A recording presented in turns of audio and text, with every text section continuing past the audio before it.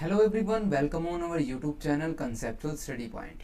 इस वीडियो में हम बात करेंगे MA psychology first year cognitive psychology learning and memory, हमारी जो पहली बुक है उसका पहला लेसन। तो वीडियो को शुरू करने से पहले मैं आपको दो तीन बातें बताना चाहूँगा, इम्पोर्टेंट है। जो सबसे पहली बात है, आपका जो क्वेश्चन रहेगा नोट्स कहाँ से एक्सेस किए जाए, ये आपको वीडियो के एंड में या मिड में बताया जाएगा। नोट्स ऐसे ही अब की बार किसी को नहीं दिए जाएंगे, ठीक है। आप वीडियोस को देखना होगा आपको, फिर आपको नोट्स मिलेंगे। दूसरी बात यह है, ये वीडियोस उन स्टूडेंट्स के लिए ज़्यादा हेल्पफुल है जिनके पास ग्रेजुएशन में साइकोलॉजी नहीं थी और जिन्होंने इग्नू यूनिवर्सिटी से या किसी कारणवश डिस्टेंस से उन्होंने एमए साइकोलॉजी में एडमिशन ले लिया है और उनको पढ़ने में डिफ़िकल्टीज हो रही है। अब जिनके ग्रेजुएशन में जिन्होंने पढ़ी ही नहीं है साइकोलॉजी, उनको थोड़ा प्रॉब्लम होती है जब हम मास्टर्स के अंदर है जो साइकोलॉजी पढ़ते हैं। नए नए वर्ड्स होते हैं, नई नई बुक्स होती हैं, ठीक है, तो उनसे फैमिलियर होने में काफ़ी टाइम लग जाता है और जिस तरह का कंटेंट आपको मिलता है ऑनलाइन ई कंटेंट, तो उसमें से पढ़ने में नए स्टूडेंट्स को काफ़ी दिक्कत होती है। इसलिए हमने यहाँ पर नोट्स क्रिएट किए हैं। ये नोट्स हैं जो वो इग्नू यूनिवर्सिटी के कंटेंट से उठाए हैं, कुछ वहाँ पर ऑनलाइन डाटा है, कुछ अदर बुक से हैं। ऐसे मिक्सअप करके हमने एक जो क्वालिटी कंटेंट हमने कोशिश की आपको प्रोवाइड किया जाए। तो चलिए शुरू करते हैं कॉग्निटिव साइकोलॉजी से। हमारा जो फर्स्ट चैप्टर है, तो क्या होता है कॉग्निटिव साइकोलॉजी, आपने अभी तक कभी पढ़ा हो तो भी बताइए, अगर नहीं पढ़ा है तो आप समझिए क्या होता है। इससे पहले हम समझें, डेफिनेशन पर जाएं, एग्जाम्पल के साथ समझते हैं ताकि आपको अच्छी तरह क्लैरिटी आए ये क्या है। आप लोगों ने भी कई बार ये महसूस किया होगा कि आप लोग पढ़ रहे हैं, जैसे कि अभी मैं एग्जाम्पल दूं आपको, लकड़हारा जंगल में लकड़ी काट रहा था, या फिर my brother eaten bread but not given me a single piece. तो यहाँ पर अगर आपने भी ऐसे ही इसको पढ़ा है तो आप यहाँ पर एरर कर चुके हैं। आप ध्यान से पढ़िए इसको, जहाँ पर जो हमने एग्जाम्पल लिखा हुआ है यहाँ पर, लकड़हारा जंगल में, यहाँ पर आएगा जंगल में लकड़ी काट रहा था। अब यहाँ पर हम क्या कर रहे हैं, हमारे जो माइंड के अंदर, जो ब्रेन के अंदर है, जो ऑलरेडी जो इन्फॉर्मेशन एग्जिस्ट है, जैसे जो लकड़हारा है वो लकड़ी ही काटेगा, लेकिन यहाँ पर हमने क्या लिखा है, हम एरर को ओवरलुक कर रहे हैं। यहाँ पर हम देख ही नहीं रहे, यहाँ पर मैंने लड़की लिखा हुआ है, क्योंकि जंगल है, जंगल में लकड़ी ही होगी और लकड़हारे का काम लकड़ी काटना ही होता है। तो हम यहाँ पर क्या करते हैं, हमारी जो ऑलरेडी जो हमने इंफॉर्मेशन परसीव कर रखी है उसी के बिहाफ पर हम पैटर्न को रिकॉग्नाइज करने की कोशिश करते हैं, ना कि कॉन्शियसली उसको ध्यान से पढ़ते हैं, ठीक है। तो यहाँ पर हम एरर करते हैं। अब एरर हम क्यों करते हैं, ये क्वेश्चन अराइज होता है। या फिर यहाँ पर हम क्या कर रहे हैं, देखिए पैटर्न को पहचानने में जो हम एरर कर रहे हैं, यहाँ पर पीस आना चाहिए, लेकिन हमने यहाँ पर पीस लिख दिया है। तो यहाँ पर हम बोल ठीक रहे हैं लेकिन हमने लिखा गलत है, क्योंकि हम यहाँ पर देख कर पढ़ रहे हैं। तो हमारे ब्रेन ने जो प्रोसेस किया वो क्या किया, जो ऑलरेडी जो चीज़ें एक दूसरे से इंटरलिंक्ड है, तो वो इंटर रिलेटेड है, जो उन चीज़ों को बिहाव पर हमने जो रिस्पॉन्स दिया या फिर हमने जो पढ़ दिया। या फिर आपने अभी जब मैं बोल रहा हूँ साथ के साथ मैंने कहा कि आपको नोट्स मिल जाएंगे, या फिर आप नोट्स बना सकते, कोई प्रॉब्लम नहीं है। लेकिन कई स्टूडेंट्स को होता है नोट्स बनाने में प्रॉब्लम होती है वीडियोस के साथ साथ, तो टीचर्स क्या कहते हैं उनको, आप वीडियोस के बाद में या फिर आप क्लास के बाद में आप नोट्स को बना लीजिएगा। ऐसा क्यों होता है, आपने कभी सोचा? या फिर मैं अभी आपको एक नंबर दूँ, जैसे कि लगा लीजिए 90537576 अभी ये मैंने आपको नंबर दे दिया, ठीक है, 673 कर लीजिए, कंप्लीट एक मोबाइल नंबर हो जाएगा, है ना। तो मान लीजिए ये एक नंबर कर दिया मैंने, अभी मैंने कहा आपको इसको डायल कीजिए। क्या आपने सोचा है कि आपने एक बार में ही सुनकर इसको डायल कर दिया होगा? या फिर आप ये कर रहे हैं कि 9053757673 9053757673, या फिर हम कहेंगे 905 3757 673। ऐसे जब तक हम उसको डायल नहीं कर लेते ना, तब तक हम उसको मन ही मन में जो रिपीट करते रहते हैं। तो ऐसा क्यों होता है, क्योंकि हमारी इंफॉर्मेशन हमारे ब्रेन से चली जाती है, जो शॉर्ट टर्म मेमोरी है उससे हम जो इंफॉर्मेशन को लॉस कर देते हैं, भूल जाते हैं। तो इन सभी की जब हम स्टडी करते हैं, हम कह सकते हैं अब तक के एग्जाम्पल्स आप खुद पढ़िएगा, नोट्स इतने इजी लिख रखे हैं कि आप खुद भी पढ़ेंगे तो समझ आ जाएगा, लेकिन कैसे पढ़ना है वो एक बार आप वीडियोस को थ्रू है जो आपको समझना होगा। तो हम यहाँ पर क्या कर सकते हैं, यहाँ पर हम क्या कह सकते हैं, कॉग्निटिव साइकोलॉजी क्या है, हमारी study of mind, scientifically study of scientific study of mind हम ये कह सकते हैं। डेफिनेशन पर चलते, cognitive psychology is the study of how people perceive, think, remember, learn. ये इंफॉर्मेशन को कैसे करते हैं, जो लोग हैं ये कैसे करेंगे, ये हम स्टडी करते हैं कॉग्निटिव साइकोलॉजी के अंडर। तो यहाँ पर अब एक बात जो हमने पढ़ी है अभी अभी कि हम है जो माइंड की स्टडी कर रहे हैं, या हम कह सकते हैं मेंटल प्रोसेसेस की।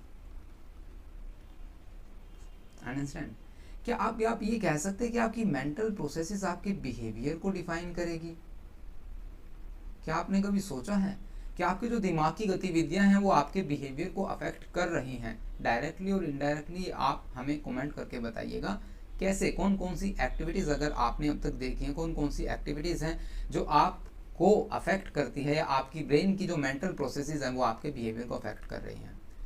तो our behaviour are determined by the mental processes. यहाँ पर ये क्वेश्चन अराइज होता है, आपको क्या लगता है? जवाब हमें कमेंट सेक्शन में दीजिएगा। अब डेफिनेशन पर चलते तो cognitive psychology is the branch of psychology which focus on the study how people thinks. हम कह सकते हैं study of, scientific study of mind. ठीक है, तो ये था हमारा कॉग्निटिव साइकोलॉजी का वर्ड एंड मीनिंग। आप बिल्कुल क्लियर कर लीजिए यहाँ से एग्जाम्पल से, थोड़ा बुक पढ़िएगा साथ के साथ, ठीक है, या नोट्स पढ़ लीजिए, काफ़ी है। एक बार आप नोट्स से गो थ्रू हो जाएंगे तो उसके बाद आप जब बुक्स पढ़ेंगे तो उसमें आपको ईजी रहेगा। तो उसके बाद हम बात करेंगे डोमेन ऑफ कॉग्निटिव साइकोलॉजी। एक और इम्पोर्टेंट चीज़ मैं यहाँ पर आपको बता देता हूँ नोट्स के रिगार्डिंग। जब आपको नोट्स प्रोवाइड किए जाएंगे तो वहाँ पर आपको नोट्स के साथ साथ इस लेसन में से कौन कौन से क्वेश्चंस, उनके आंसर, ये आपको साथ में हम प्रोवाइड करवाएंगे कि एक लेसन से कितने क्वेश्चन बन सकते हैं, किस तरह के क्वेश्चन बन सकते हैं, और कौन से आंसर आपको करने होंगे या क्या लिखना होगा एग्ज़ाम के अंदर, एक बार आपको बता सकते हैं। वो आपको पढ़ना होगा, समझना होगा। प्रैक्टिकल सब्जेक्ट है ये, आप अप्लाई कर सकते हैं साइकोलॉजी को अपनी डे टू डे लाइफ के अंदर, जो इम्प्लीमेंट कर सकते हैं और ऑब्जर्व कर सकते हैं कैसे साइकोलॉजी का यूज़ होता है।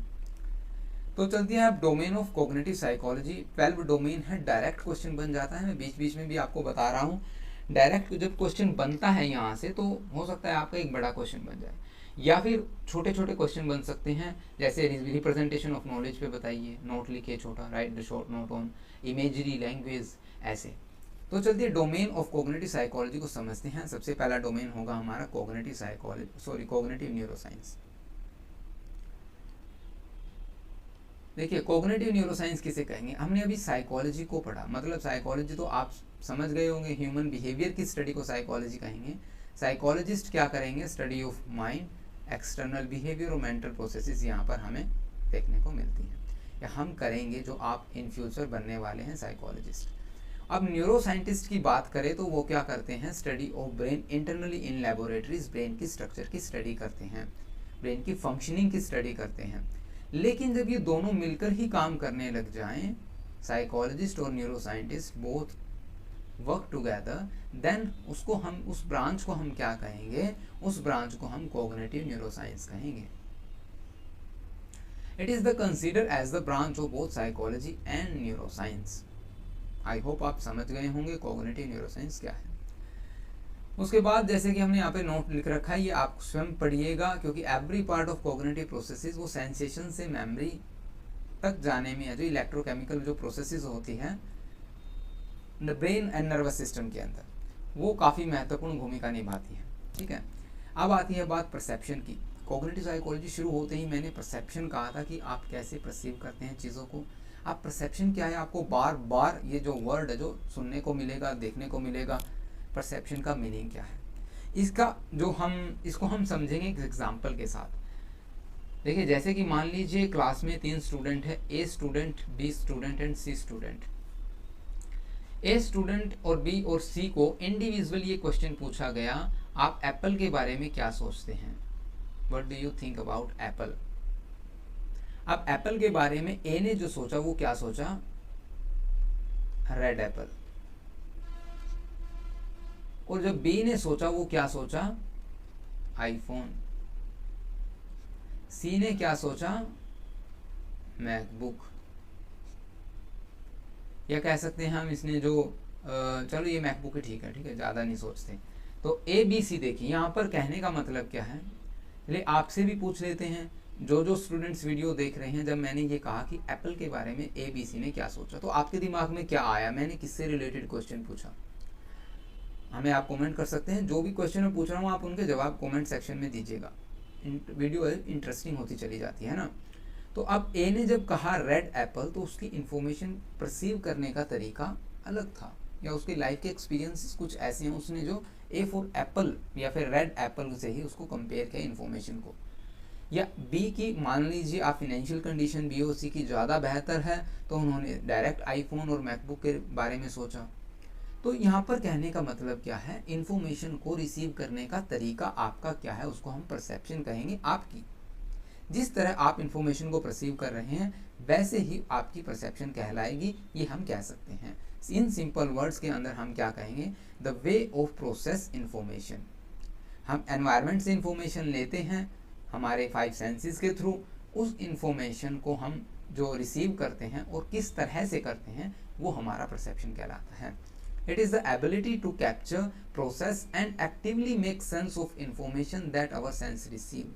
जो किसी भी इंफॉर्मेशन की एक हमें सेंस प्रोवाइड करवाती है, जैसे कि हमने अभी मान लीजिए कोई परफ्यूम, फोग ले लीजिए, जो फोग परफ्यूम है वो आपने देखा कि अरे जो हमारे सामने से जो व्यक्ति गुजरा उसने जो फोग परफ्यूम लगाया, तो आपने क्या किया, इंफॉर्मेशन को अपने नोज के थ्रू स्मेल को इनहेल किया और उसके बाद आपने बताया कि तो फोग परफ्यूम है। तो आपका परसीव करने का तरीका क्या है, फोग परफ्यूम।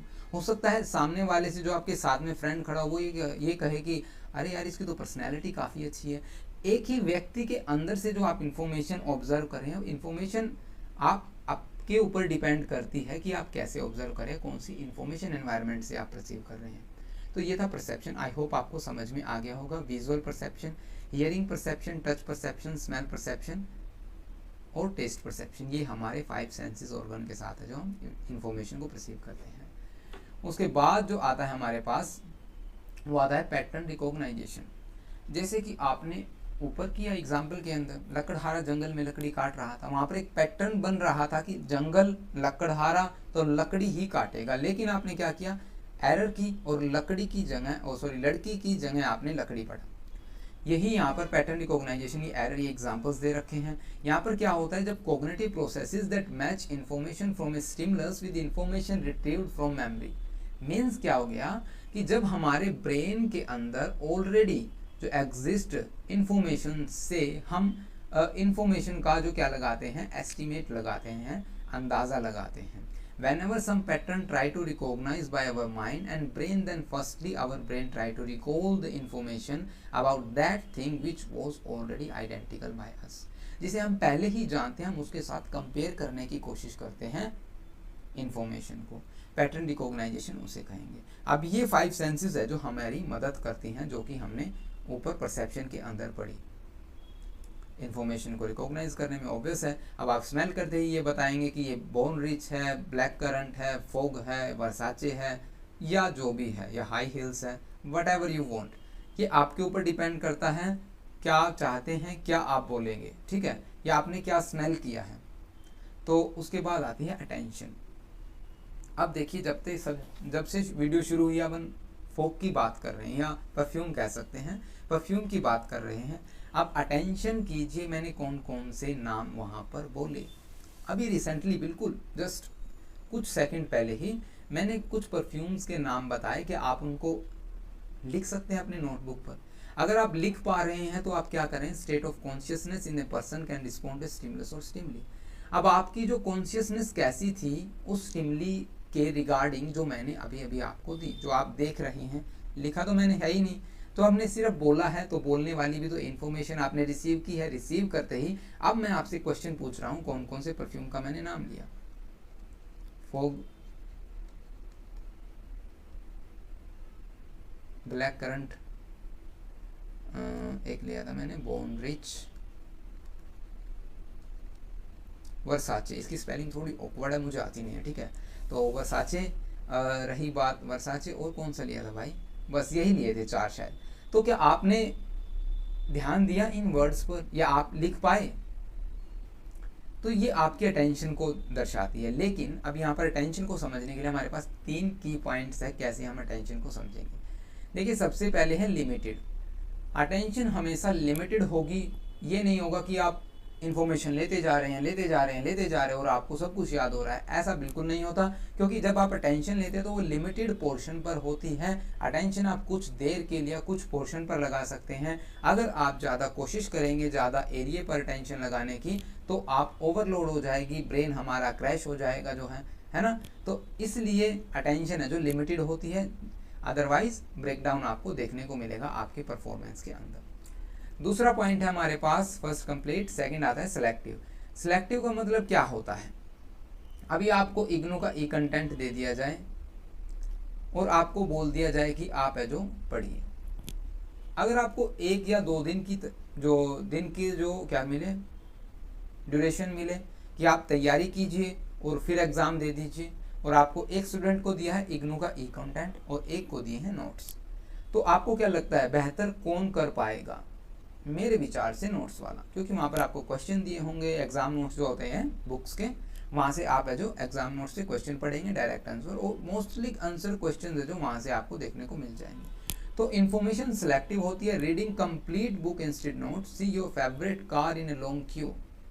जैसे कि एग्जाम्पल है, यहाँ पर हमने क्या लिख रखा है, अब एक क्यू है जिसके अंदर है जो नंबर ऑफ कार्स हैं, जिसके अंदर XUV है, आप 700 लगा सकते हैं, 500 लगा सकते हैं, मर्सिडीज लगा सकते हैं, वोल्वो लगा सकते हैं, या बहुत सी कार्स है, BMW लगा सकते हैं, ऑडी लगा सकते हैं। लेकिन आपकी फेवरेट है वो जी वैगन है या थार है या फिर रैंगलर की जीप है, तो आप उस क्यू के अंदर से सिर्फ वही कार देखेंगे। देखो मेरे वाली कार आ रही है जो मुझे पसंद है, तो वो क्या है, अटेंशन सिर्फ एक सिलेक्टेड पोर्शन पर लगाना, अटेंशन सिलेक्टेड होती है। उसके बाद आता है it is the basic part of the cognitive system. Obvious है, अटेंशन है तभी कोग्निटिव सिस्टम हमारा वर्क कर पाएगा बेहतर तरीके से।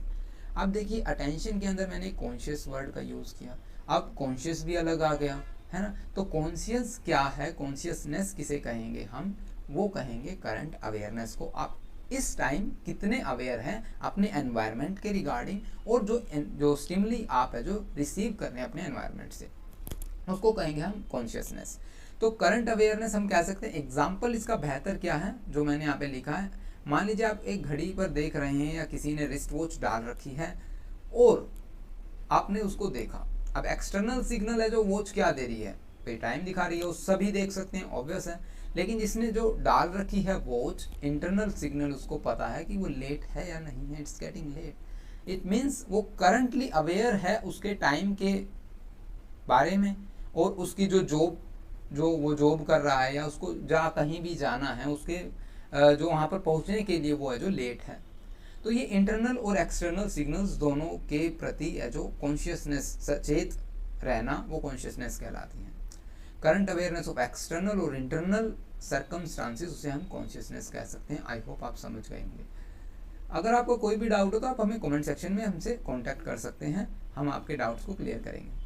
अब रही बात मेमोरी की, काफ़ी इंपॉर्टेंट टॉपिक है, बाद में भी आप पर एक कंप्लीट क्वेश्चन भी बन जाता है, छोटे छोटे क्वेश्चन भी आते हैं, शॉर्ट नोट जिसे हम कह सकते हैं। मेमोरी को कैसे डिफाइन करेंगे, देखिए अब मेमोरी का काम क्या है। इंफॉर्मेशन, सबसे पहले इंफॉर्मेशन जो हम एनवायरनमेंट से स्टिमुली लेते हैं, है ना, उससे हम इंफॉर्मेशन जो स्टिमुली कह लीजिए, इंफॉर्मेशन कह लीजिए, तो इंफॉर्मेशन को फिर अरेंज करते फिर हमारे कॉन्सेप्ट बनने लग जाते हैं, है ना। ऐसे कुछ है जो हमें फिर चीज़ें याद रहने लग जाती हैं। तो सबसे पहले क्या होता है, परसेप्शन। अब देखिए, मैंने बार बार कहा था कोग्निटिव साइकोलॉजी के अंदर परसेप्शन वर्ड आपको बार बार सुनने को मिलेगा। सबसे पहले परसेप्शन होगा और मेमोरी वर्क टुगेदर। ये कह रहा है कि भी परसेप्शन और मेमोरी वर्क है ना, वो एक साथ होता है। ऑब्वियस है ना। जब हम रिसीव कर रहे हैं कुछ इन्फॉर्मेशन एनवायरनमेंट से, तो ऑब्वियस हमारा ब्रेन काम कर रहा है, हमारी मेमोरी काम कर रही है। जैसे कि मैंने आपको परफ्यूम के नाम बताए, क्या आपको वो नंबर याद है जो मैंने अभी वीडियो के शुरुआत में बोला था? चलिए, आपको शायद न याद हो, मैं बताऊँ आपको, 9053757673 आई थिंक, है ना। तो वहाँ पर अब आप अगर ये क्वेश्चन लिख पा रहे हैं तो ये बताता है कि आप कितने अटेंटिव थे वीडियो के दौरान, कितने कॉन्शियस थे, और आप कितने जो मतलब आपकी मेमोरी कितनी पावरफुल है। शुरुआत में ऐसा होता है, नहीं कर पाते, लेकिन धीरे धीरे रिहर्सल से आप, अब कैसे रिहर्सल से, देखो यही कॉन्सेप्ट यहाँ पर मेमोरी में समझना है। सबसे पहले जैसे ही मैंने ये नंबर बोला वो सेंसरी मेमोरी में गया। कैसे गया? ऑडियो सिग्नल के थ्रू, ठीक है, ऑडियो सिग्नल के थ्रू गया और विजुअलाइजेशन के थ्रू गया। जो हमने आंखों से देखा और कानों से सुना उनके थ्रू आपने देखा 9053757673। ये जैसे ही आपने देखा सेंसरी मेमोरी ने इस पर फोकस किया। आपने देखा ये कोई ज़्यादा खास नहीं है, लेकिन हम पढ़ रहे हैं तो इसलिए वो खास है, इसलिए आप उस नंबर को याद करने लगे, ठीक है। या मैं कह दूँ ये मेरा नंबर है नहीं, लेकिन मान लो मैं कह दूँ ये मेरा नंबर है, तो हो सकता है आप याद करने की कोशिश करें और आप क्या करेंगे, यहाँ पर प्रैक्टिस करेंगे। एक दो बार शायद वीडियो को भी रिवर्स करके देखें, है ना। तो हो सकता है आप है जो प्रैक्टिस करें और वो फिर इंफॉर्मेशन आपकी शॉर्ट टर्म मेमोरी के अंदर चली जाएगी। जैसे ही वो शॉर्ट टर्म मेमोरी के अंदर जाएगी, शॉर्ट टर्म मेमोरी में इंफॉर्मेशन को लेके जाने के लिए हमें अटेंशन देना होगा, है ना। जब तक हम अटेंशन ही पे नहीं करेंगे तो वो शॉर्ट टर्म मेमोरी के अंदर जाएगी नहीं। और शॉर्ट टर्म मेमोरी के आने के बाद हम फिर रिहर्सल करेंगे, बार बार रिपीट करेंगे, फिर वो लॉन्ग टर्म मेमोरी के अंदर चली जाएगी। फिर मैं चाहे आपको 2 साल बाद मिलूँ, शायद आपको वो नंबर याद रहेगा, प्रोबेबली चांस है। ऐसे हमारी मेमोरी काम करती है। सेंसरी मेमोरी को जब हम अटेंशन करते हैं वो शॉर्ट टर्म मेमोरी में चली जाएगी। जैसे ही हम शॉर्ट टर्म मेमोरी पर फोकस रिहर्सल करते हैं बार बार, वो लॉन्ग टर्म मेमोरी में चली जाएगी। ऐसे हमारी मेमोरी काम करती है, सभी की मेमोरी ऐसे ही काम करती है। अगर आप सेंसरी मेमोरी जो हमारी सेंसेस पर ध्यान नहीं देंगे तो हम शॉर्ट टर्म नहीं कर पाएंगे, शॉर्ट टर्म नहीं करते लॉन्ग टर्म नहीं कर पाएंगे। ये मेमोरी है। बाकी ये जो इसको ब्रीफली हम जो फर्दर चैप्टर्स के अंदर पढ़ेंगे, जो आगे हम करने वाले हैं, इससे आगे हम करते हैं नेक्स्ट डोमेन जो है हमारा रिप्रेजेंटेशन ऑफ नॉलेज। क्या आपको मेमोरी का कॉन्सेप्ट समझ में आया? ये बताइए। अगर आपको समझ में आया और आप वो किसी और को समझाने में सक्षम हैं, आप उसको समझा सकते हैं, that means you can represent your knowledge, है ना। तो human cognition is all about representation of knowledge, how information is symbolized combined with the things stored in the brain. आप कैसे चीज़ों को याद कर पा रहे हैं। हो सकता है आप ये नंबर वाला एग्जाम्पल ना दे, हो सकता है आप परफ्यूम वाला दे, और हो सकता है आप परफ्यूम वाला ना दे, हो सकता है आप कार्स वाला दे, ठीक है। तो ये आपके ऊपर डिपेंड करता है आप नॉलेज को कैसे अरेंज कर रहे हैं, कैसे आपके कॉन्सेप्ट क्लियर हो रहे हैं, वो रिप्रेजेंटेशन ऑफ नॉलेज में आएगा, ठीक है। उसके बाद आता है हमारे पास इमेजरी। अभी जैसे ही मैंने आपको कहा कि फोग, ब्लैक करंट, कोबरा या जो भी आप परफ्यूम यूज़ करते हैं, या परफ्यूम हो सकता है आप यूज़ नहीं करते हो, लेकिन कार्स हमने सभी ने देखी हैं और आपने, आपकी फेवरेट कार सभी की होती है भाई, मेरी भी है, आपकी भी है। तो जब मैंने आपको कार के नाम बताए, हो सकता है आपने तुरंत आपके ब्रेन में जो आपके कार की इमेज गई, हाँ भाई स्विफ्ट, है ना, या फिर थार, या फिर मर्सिडीज या BMW, बड़ी बड़ी कारों के सपने होते हैं लोगों के, है ना। तो आपके भी होंगे। जैसे ही मैंने कार का जो नाम लिया, वो आपके ब्रेन में जो उसकी इमेज बन गई। और इस नेचुरल और स्पेशल प्रोसेस को, जिसको हम नेचुरल प्रोसेस ऑफ थिंकिंग कहते हैं, इसको हम इमेजरी का नाम देंगे, जिससे हम इमेज क्रिएट कर पा रहे हैं। दिन में भी सपने ले रहे हैं ना, कि हमारे सामने वो होगा और हम कुछ ये कहेंगे, या फिर हमारी कार हमारे सामने होगी, हम बैठ जाएंगे ना। तो ऐसा कुछ आपको देखने को जब, या फिर सबसे बेस्ट एग्जांपल है अमेज़न से आप है जो सामान ऑर्डर कर रहे हैं और अमेज़न वाले ने कॉल किया कि हाँ जी सर और मैडम, आपका जो पार्सल मैं ले आया हूँ कहाँ डिलीवर करना है। हालांकि एड्रेस होता है, अब आप रह रहे हैं किसी मार्केट प्लेस के अंदर, तो वो पूछेगा किस शॉप के पास है, आप कहेंगे सामने मिठाई वाला है, सामने पेट्रोल पंप है, और वहाँ पर उसके बगल में एक गली है, गली में छोटा सा मकान है, छोटे से मकान के साइड में एक बड़ा सा मकान है, वो आपका मकान है ना। तो ऐसे आप बताते हैं, तो वो क्या है, कॉग्निटिव मैप आपके ब्रेन में बना हुआ है, और वो इन्फॉर्मेशन आप सामने वाले को प्रोवाइड करवा रहे हैं, बिल्कुल इमेजेस ऐसे जैसे कि आपके ब्रेन में ही सब कुछ बना हुआ है। तो उसको इमेजरी टेक्निक कहेंगे, ठीक है। नेक्स्ट आता है हमारे पास लैंग्वेज। अब ऑब्वियस है language is the most important, है ना। क्यों है मोस्ट इम्पोर्टेंट? क्योंकि विदाउट लैंग्वेज हम कांट कम्युनिकेट, है ना। अब मान लीजिए मैं फ्रेंच बोलने लग जाऊँ, स्पेनिश बोलने लग जाऊँ, मान लीजिए आपको नहीं आती, है ना, या फिर आप बोलने लग जाए मुझे नहीं आती, आप कमेंट कर रहे हैं स्पेनिश में, मुझे नहीं आती, तो हम कम्युनिकेट नहीं कर पाएंगे। तो कॉग्निटिव प्रोसेसेस के लिए लैंग्वेज एक बेसिक कंपोनेंट है, अटेंशन एक बेसिक कंपोनेंट है, या लैंग्वेज है जो क्या वो काफ़ी ज़रूरी है। Without language we can't communicate. Language processing is an important component of information processing and storage.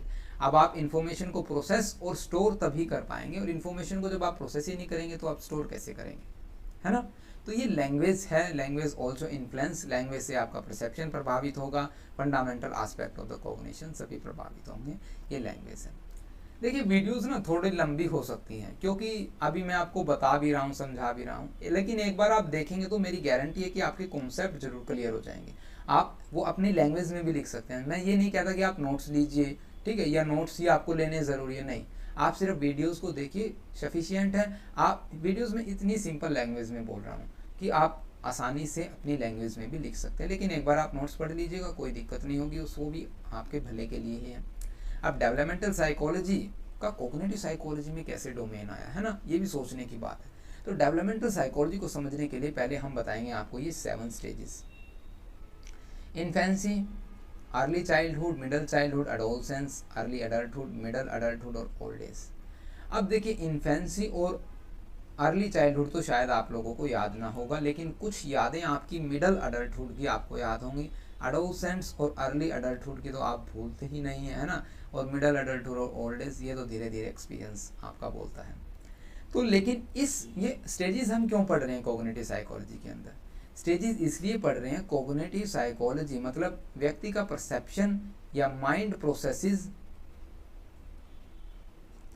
Infancy के दौरान कैसी थी, चाइल्डहुड जो अर्ली चाइल्डहुड के दौरान कैसी थी, और बाकी इन सब स्टेजेस के दौरान है जो ह्यूमन माइंड है जो किस तरह काम कर रहा है, माइंड प्रोसेसेस कैसी थी, कॉग्निटिव स्किल्स कैसी थी, हम ये कह सकते हैं। तो इन सभी की स्टडी के लिए हमें डेवलपमेंटल साइकोलॉजी के अंदर ये देखना पड़ता है। It looks at how thinking, feeling, behaviour change through out A persons life.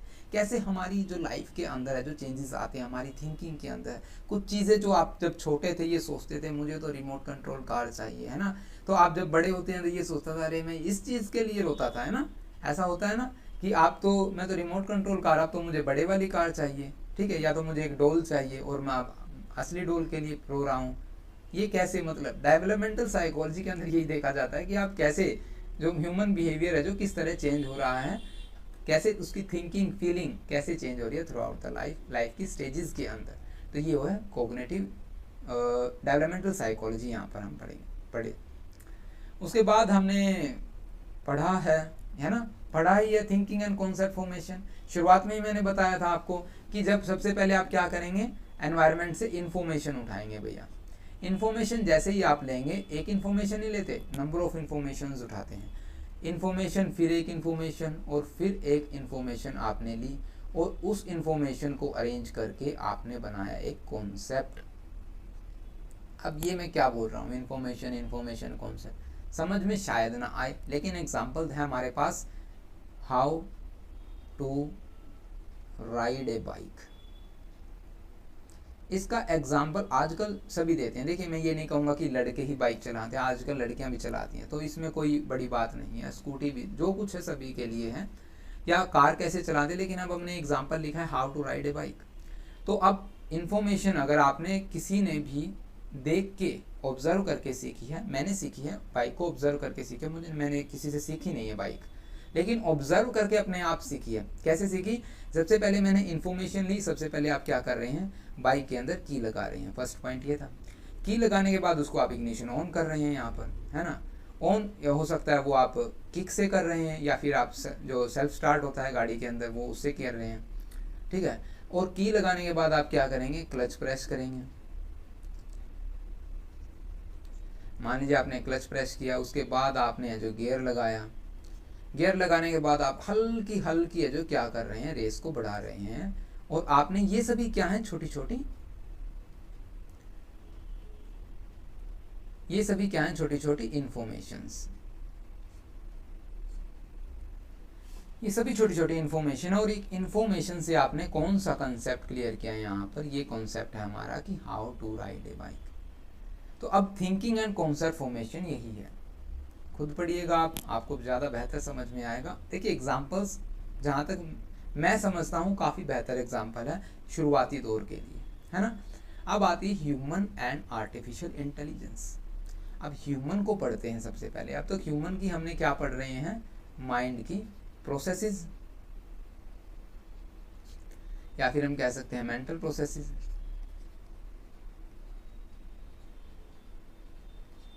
है ना। तो ability to acquire, recall and use of knowledge, understand concrete and abstract concept. अब इसका क्या मतलब हुआ? देखिए, जब शुरुआत से मैं इन्फॉर्मेशन पर ही शुरू की मैंने वीडियो, अभी इन्फॉर्मेशन पे ही मैं ख़त्म कर दूंगा। इन्फॉर्मेशन को आप एक्वायर कैसे करते हैं, परसेप्शन बोलेंगे, रिसीव कैसे कर रहे हैं, रिकॉल कैसे कर रहे हैं, मेमोरी का कॉन्सेप्ट आ गया, और उसको अप्लाई कैसे करें आपकी लाइफ के अंदर, ये सभी ह्यूमन की एबिलिटीज़ हैं। ये कोग्निटिव के जो कोग्निटिव साइकोलॉजी के अंडर ही आएंगी, है ना।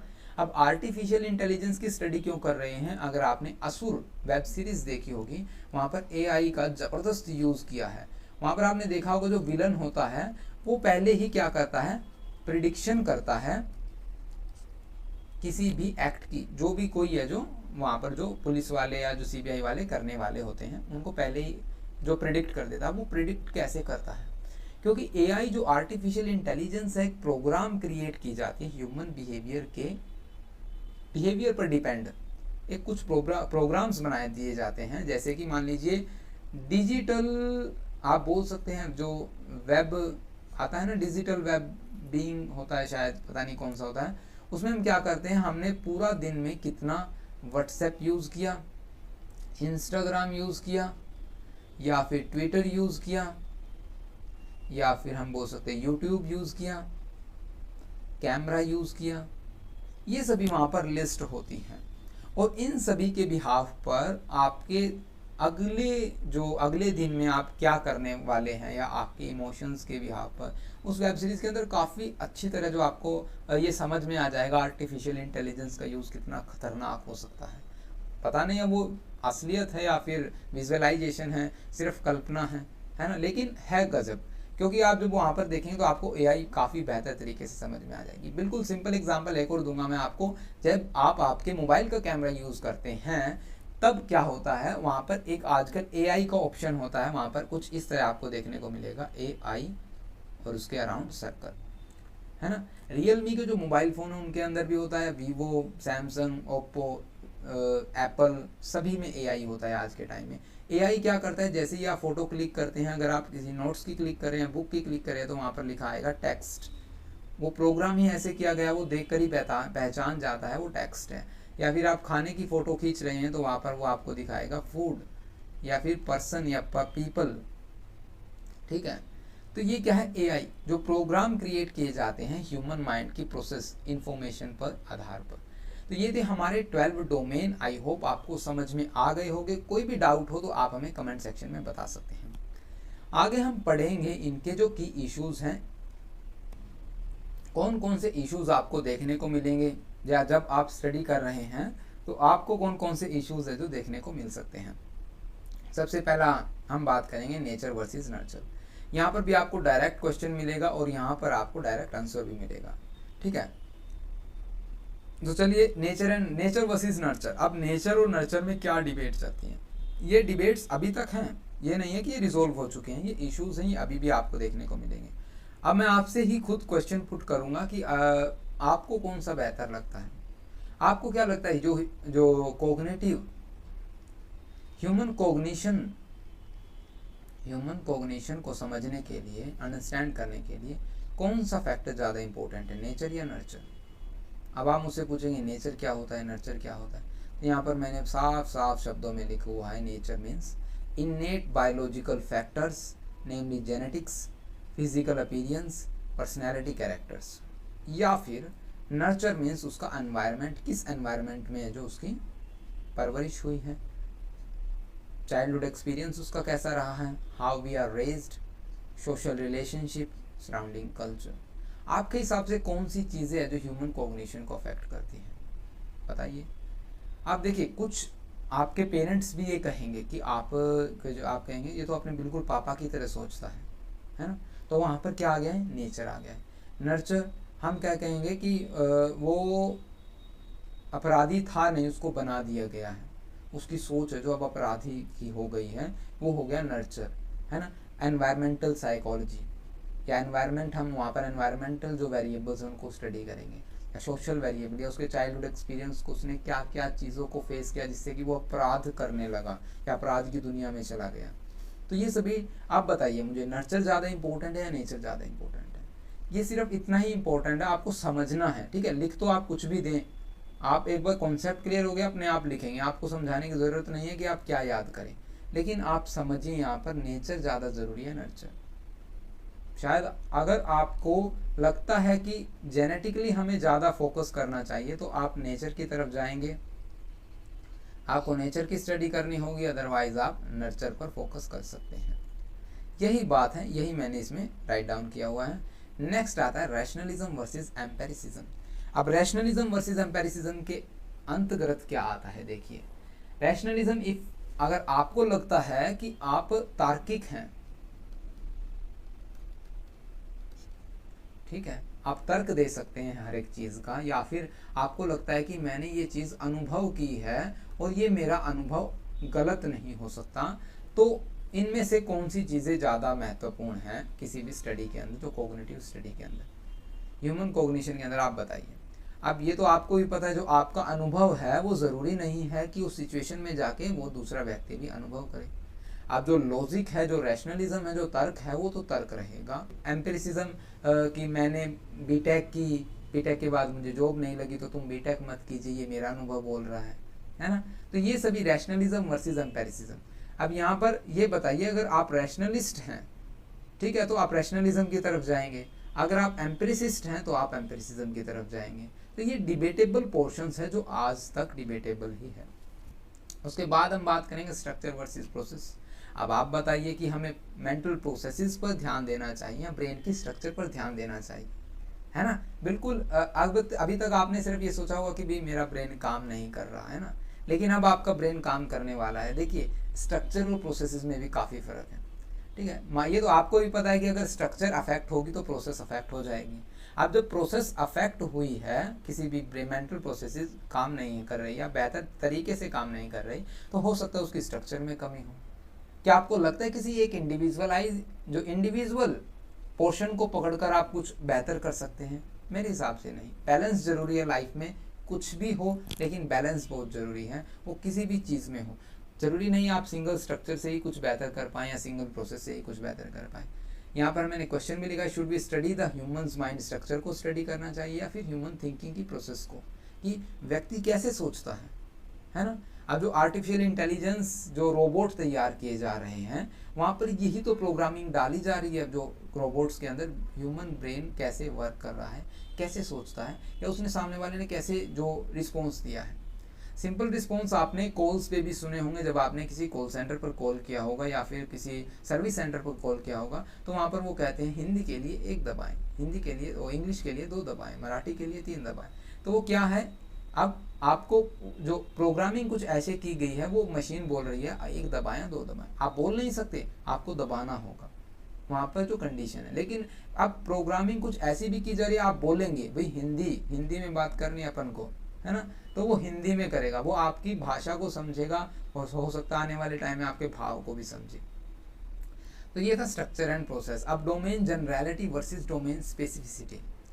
अब ये क्या है, देखिए अब अगर आपको ये लगता है जो आपने स्टडी की वो सभी पर मैं लागू कर दूंगा, ठीक है, या मैं जर्नलाइज कर दूंगा जो मैंने स्टडी की वो सभी के लिए है, या फिर आप कहेंगे कि भी मान लीजिए अगर आपने HM का केस पढ़ा है, अगर नहीं पढ़ा तो आने वाली वीडियोस में हम जरूर पढ़ेंगे। HM हेनरी मोल्सन का केस है, जिसका हिपोकैम्पस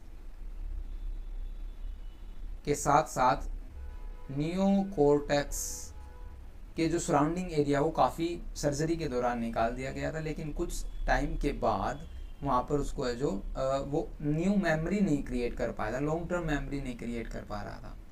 तो क्या आप वहाँ पर देखिए, अब जनरलिटी मतलब क्या होगा, या तो हम ये कह दें कि जिसका भी हिपोकैम्पस खराब हो गया तो वो सभी पर लागू है, जिसका हिपोकैम्पस खराब होगा वो न्यू लॉन्ग टर्म मेमोरी नहीं बना पाएगा। या स्पेसिफिसिटी के अंदर क्या कहेंगे हम, हेनरी मोल्सन का जो खराब हुआ है तो हेनरी मोल्सन के लिए ही लागू होगा, किसी और का खराब होगा तो वो उस पर वैलिड नहीं होगा। तो ये डोमेन स्पेसिफिसिटी है। तो आई होप आपको समझ में आ गया होगा। Valid of casual interferences and ecological validity. अब ये क्या हो गया भाई, नया है ना, वैलिडिटी ऑफ कैजुअल इंटरफेरेंसेस। क्या आपको लगता है कि हमें जो हाईली कंट्रोल्ड एक्सपेरिमेंट करने चाहिए जिसे हम लेबोरेटरीज में करते हैं, केमिस्ट्री की लैब में या फिजिक्स की लैब में देखा होगा? केमिस्ट्री की लैब में ज़्यादा जो इंटरेस्टिंग होते हैं ना, वहाँ पर टेम्परेचर हमें मैनुअल से पढ़ना पड़ता है कि हमें जो टेम्परेचर रूम टेम्परेचर के अकॉर्डिंग रखना है, ठीक है। इसके अंदर इतने ही ml, जैसे मान लीजिए 0.5 ml इसके अंदर हमने सोडियम डालना है या पोटाशियम डालना है। तो ये सभी वहाँ पर है जो कंट्रोल एक्सपेरिमेंट होते हैं वहाँ पर। या फिर आपको नेचुरली आप बाहर कर रहे हैं किसी एनवायरनमेंट में, ऑक्सीजन जो मतलब फ्रीली एनवायरनमेंट के अंदर, ये तो आपको कोई ऐसा एक्सपेरिमेंट करना दे दिया जाए लैब के अंदर जहाँ पर वो क्या किया जाए, एब्सेंस ऑफ ऑक्सीजन में और एक प्रेजेंस ऑफ। आप बताइए, आप ऑक्सीजन की एब्सेंस आप बाहर तो कर नहीं सकते, है ना, वो एब्सेंस आपको लैब एक्सपेरिमेंट में ही मिलेगी। अब नेचुरली आप प्रेजेंस ऑफ ऑक्सीजन है जो नेचुरली कर सकते हैं। या फिर हम कह सकते हैं किसी साइकोलॉजी की बात करें तो हम कहेंगे, मान लीजिए आपको ह्यूमन बिहेवियर स्टडी करना है, ठीक है। आपने क्या किया, 3-4 कैंडिडेट आप लेकर आए लैब के अंदर, आपने जो पर्टिकुलर क्वेश्चन पूछे एक एनवायरनमेंट क्रिएट करके, तो वो क्या होगा, वैलिड ऑफ कैजुअल इंटरफेरेंसेस हो गया। इकोलॉजिकल क्या होगा, जैसे कि आप बस की जो क्यू होती है उसके अंदर खड़े होते हैं बंदे, कि अब इनका रिस्पॉन्स क्या था, वो कैसे चढ़ते हैं बस इसके अंदर, उनका जो फेशियल एक्सप्रेशन कैसे होता है, जब बस के अंदर जो काफ़ी रश होता है, भीड़ होती है, तब उनका फेशियल एक्सप्रेशन क्या होता है। तो ये होता है नेचुरल प्रोसेस। अब आप कौन सी प्रेफर करेंगे ये आपके ऊपर डिपेंड करता है। Should we study cognition by using highly controlled experiment that increase the probability of valid interferences regarding causality, और should we use more naturalistic techniques. अब reliable conclusion about causation, psychologist में employ controlled experiment और utilize more naturalistic procedure for ecological validity. अब ज़्यादा जो आपको validity देखने को मिलेगी वो लैब एक्सपेरिमेंट के अंदर देखने को मिलेगी, क्यों, वहाँ पर है जो एक्सट्रेनियस वेरिएबल्स को आप ज़्यादा बेहतर तरीके से कंट्रोल कर पाते हैं। Extraneous variable, intervening variables, independent dependent variables क्या होते हैं, ये हम पढ़ेंगे रिसर्च के अंदर। अभी के लिए इतना ही काफ़ी है। मैं यही इसलिए बोल रहा हूँ, मान लीजिए आप कंप्लीट वीडियो नहीं देख पाते, कंप्लीट वीडियो मैं इसलिए बना रहा हूँ ताकि आपकी कंसिस्टेंसी जो टॉपिक्स के साथ बनी रहे, है ना। अब ये ज़रूरी नहीं है कि आप पहले दिन ही बैठें और आप कंप्लीट वीडियो देख पाने, ये ज़रूरी नहीं है। तो मैं ये नहीं कहता आप कंप्लीट वीडियो देखें, गैप लीजिए, बीच में हाफ रोक दीजिए, फिर देखिए, लेकिन उसके बाद कंप्लीट देखिए ताकि आप टॉपिक्स को रिलेट कर पाएँ। आपने देखा होगा ज़्यादातर एग्जाम्पल पीछे वाले ही में जो शुरुआत में लिए थे वही उठा रहे हैं। अब बात करते हैं अप्लाइड वर्सेस बेसिक रिसर्च।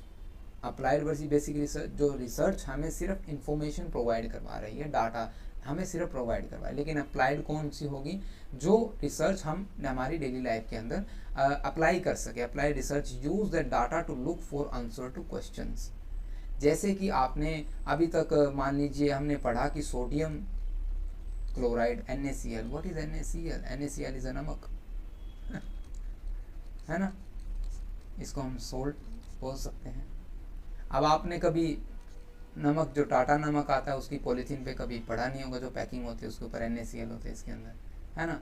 तो वहाँ पर हम क्या करें, इन्फॉर्मेशन एक तो जो हमने बुक से उठा ली, है ना, और एक हम डायरेक्टली है जो हमने देखा कि NaCl को तो भाई सर ने, टीचर ने जो वो बताया था, नमक बताया था, तो मैं अब घर जाकर जो नमक के पाउच पर जाकर पढ़ूंगा कि इसके अंदर NaCl कैसा होता है, देख लेते हैं, है ना। या फिर आपने सोडियम देखा होगा खाली, वो तो देखा ही नहीं होगा क्योंकि इसको तो केरोसिन के अंदर डाल के रखते हैं, है ना। अगर आपको नहीं पता, सोडियम फ्लेमेबल होता है, ये ऑक्सीजन से रिएक्ट करने के बाद तुरंत आग लग जाती है इसमें, तो इसको केरोसिन के अंदर डाल के रखा जाता है। पानी के अंदर भी आग लग जाती है। आपको कभी आपने एक्सपेरिमेंट किया तो आपको पता लग जाएगा। तो ये देखिए अभी मैंने सिर्फ बताया है, लेकिन जब आप इस इंफॉर्मेशन को अप्लाई करेंगे तो वो अप्लाइड के अंदर आ जाएगा।